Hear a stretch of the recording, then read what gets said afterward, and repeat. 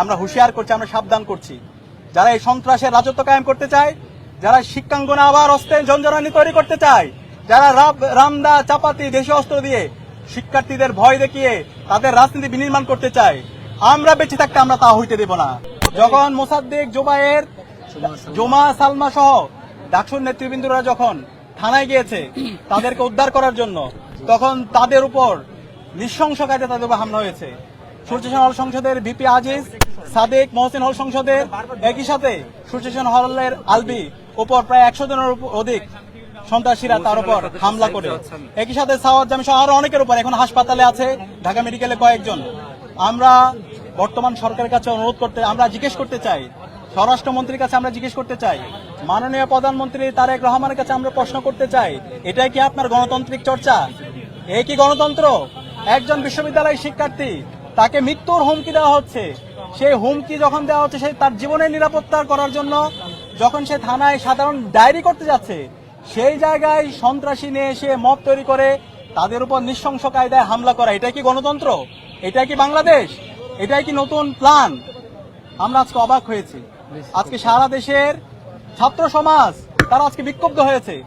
এই ঘটনা যখন ঘটছিল, যখন এই শিক্ষার্থীকে মাহমুদকে যখন হত্যার হুমকি দেওয়া হচ্ছে, এবং আপনারা বিভিন্ন ধরনের ফ্যাক্ট চেক যে প্রতিষ্ঠানগুলো আছে এটার মধ্যে আপনারা দেখতে পেয়েছেন, এটা একটা হচ্ছে একটা ফেক একটা হচ্ছে পটুকার্ড।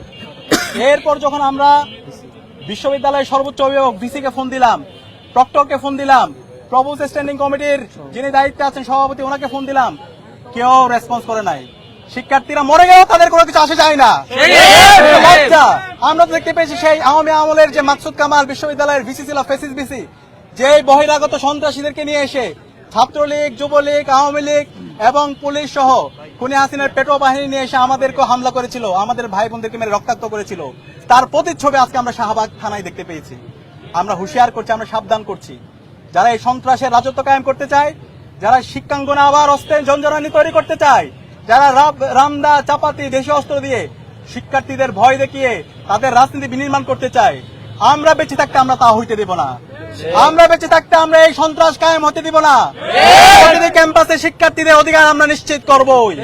কেউ যদি গণরুম তৈরি করতে চায়, কেউ যদি গ্যাসরুম তৈরি করতে চায়, কেউ যদি রামদা দিয়ে আমার ভাইকে মেরে তার অধিকার হরণ করতে চায়, আমরা বেঁচে থাকতে তা হইতে দিব না।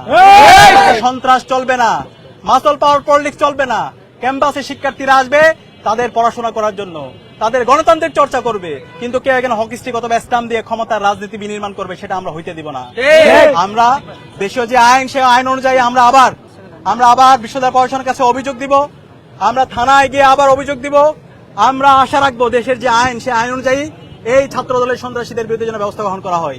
একই সাথে আমরা ছাত্র দলের কেন্দ্রীয় সংসদের সভাপতি এবং বিশ্ববিদ্যালয় সংসদে যারা তাদের সাথে কথা বলেছি, আমরা বলেছি যারা এই গণতান্ত্রিক অধিকার হরণ করেছে, যারা থানায় মব করে শিক্ষার্থীদের উপর হামলা করেছে, সহিংস কায়দায় আমার বোন জুমার উপর হামলা করেছে, এই সন্ত্রাসীদেরকে আইডেন্টিফাই করে দ্রুত সময়ের মধ্যে তাদেরকে যেন দল থেকে বহিষ্কার করা হয় এবং তাদেরকে যেন বিচারের আওতায় নিয়ে আসা হয়। আমরা দেখতে চাই তারা কেমন বিচারের আওতায় নিয়ে আসে। এবং একই সাথে আমরা পুরো সময় জুড়ে দেখতে পেয়েছি, আমি পুলিশের উচ্চপদস্থ বিভিন্ন জনের সাথে যোগাযোগ করেছি, সরকারের বিভিন্ন পর্যায়ের যারা এখন মন্ত্রী আছে তাদেরকে ফোন দিয়েছি, আমরা দেখতে পেয়েছি সবাই নীরব। তারা রাস্তা আজকে মব কায়েম করতে চায়, তারা খুবই মবের বিরুদ্ধে কথা বলেছে, কিন্তু আজকে প্রকৃত মব কারা তৈরি করে, তারা শিক্ষার্থীদের উপর বেদারক তারা হামলা করে, সেটা আমরা আজকে দেখতে পেয়েছি। সুতরাং আমরা আশা রাখবো দ্রুত সময়ের মধ্যে বিশ্ববিদ্যালয়ের প্রশাসন এবং দেশের যেই স্বরাষ্ট্র মন্ত্রণালয় আছে তারা দ্রুত সময়ের মধ্যে এই সন্ত্রাসীদেরকে বিচারের আওতায় নিয়ে আসবে। এবং একই সাথে এই যে যারা হত্যার হুমকি দিয়েছে মাহমুদকে, এই হত্যার হুমকির সাথে যারা জড়িত আছে তাদেরকে যেন বিচারের আওতায় নিয়ে আসা হয়।